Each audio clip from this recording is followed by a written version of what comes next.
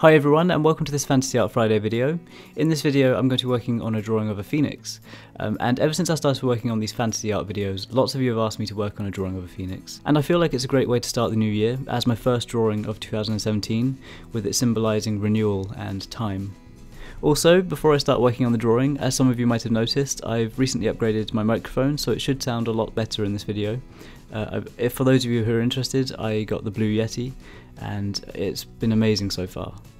So to start off, for the outlines of this drawing, I decided to use something a little bit different than some of my recent drawings, and I decided to use a wine-coloured Copic Multiliner, which is 0.05mm. It's extremely fine, so it gave me that extra control over the line work, and I just love the colour of the outlines. I should also mention, I decided to try something a little bit different with the outlines for this drawing.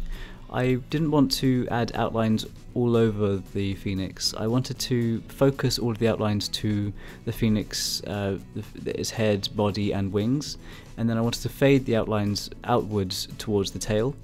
And my idea was to leave those until later on when I added the colouring with the Copic markers, and then I wanted to add some bright coloured outlines with Prismacolor pencils.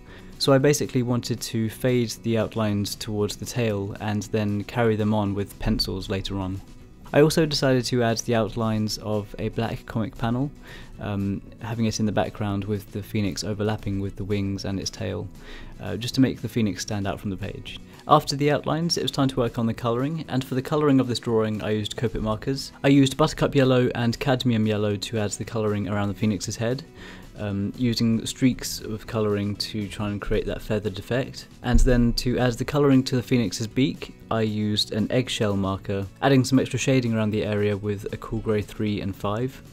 For the colouring inside the phoenix's mouth, I used a rose red marker, and to add the colouring to its eye, I used a mixture of honey, apricot and crimson. And to add any highlights around these areas, I used a Uni-Ball Signo Broad white ink pen. For the colouring of the feathers on the back of the phoenix's head, for the curved ones I used a mixture of rose red and lavender, and then for the extended feathers that reach up towards the top of the drawing, I used a mixture of honey and apricot. Moving on from that, for the colouring of the feathers on the phoenix's body, I added a base layer of colouring with a honey marker, and then added some shading around each feather with the apricot marker.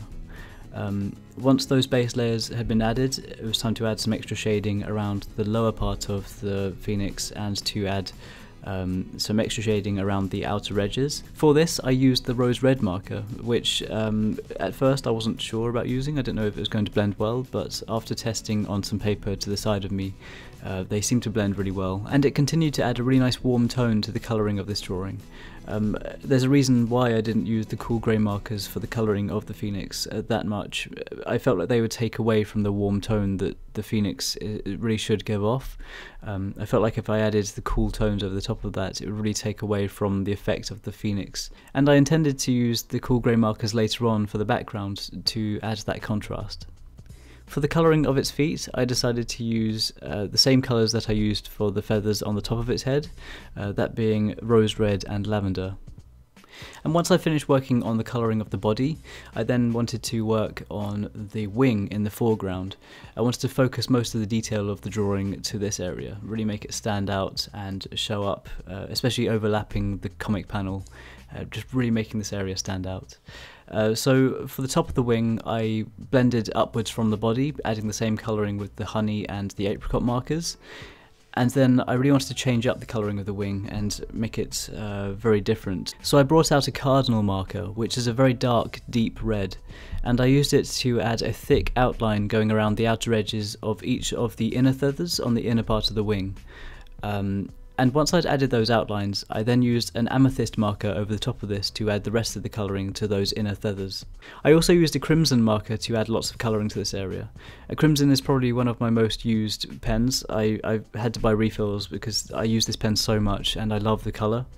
I used it to add lots of colouring over the top of this area, blending some of the shading downwards. And then I also used it to add some outlines going around each of the main feathers around the outer edge of this wing, really making them stand out with a thick border.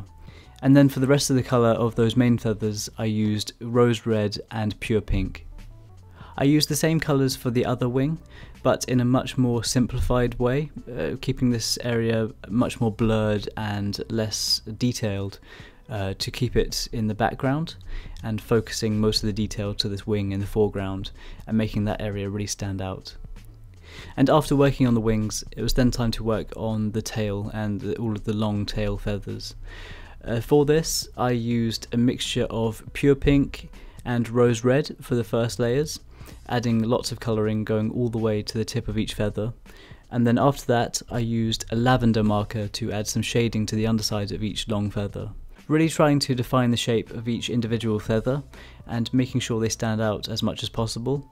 This is why I left the outlines before, and I decided not to use the pen for the outlines of these areas, and I wanted to leave it to Prismacolor pencils. This is something that I haven't tried before, but I really wanted to see the effect it would give. So I opted to use a violet Prismacolor pencil to add some dark shading around the undersides of each feather, and blending it upwards by adding some lighter shading. After that, to define the midpoint of each feather, I used a mulberry Prismacolor pencil and blended it upwards towards the phoenix's back. Once the tail feathers had been coloured, I then tried to use the Prismacolor pencils to add some extra details around the phoenix, adding some extra feathers around the phoenix's head, adding some white lines to some of the edges of the feathers of the wing, and using the darker violet pencil to show up and define the outlines of each feather inside the wing. Afterwards, for the background of this drawing, I decided to use a mixture of Cool Grey 3, 5 and 7 to add some layers of cloud, starting with the Cool Grey 3 at the top and adding some darker layers of clouds with the Cool Grey 5 and 7 towards the bottom of the drawing, and just kind of blending it upwards and keeping it as smooth as possible. To make sure that the phoenix would stand out from this, I made sure to use my Uni-Ball highlighter pen to add some highlighting going all the way around the phoenix and to really show up the highlights on the feathers. And after that, it was time for the final stages of adding some detailing, in which I decided to try something completely different, and I opted to use some acrylic paint, adding some particle effects and some sparks going around the phoenix, and also used the Uni-Ball highlighter pen to add some extra details to this and add some extra lines like flying across the sky. After that, this drawing was completed, and it was so much fun to work on. I really hope you enjoyed watching. Please let me know what you think of this drawing in the comments below.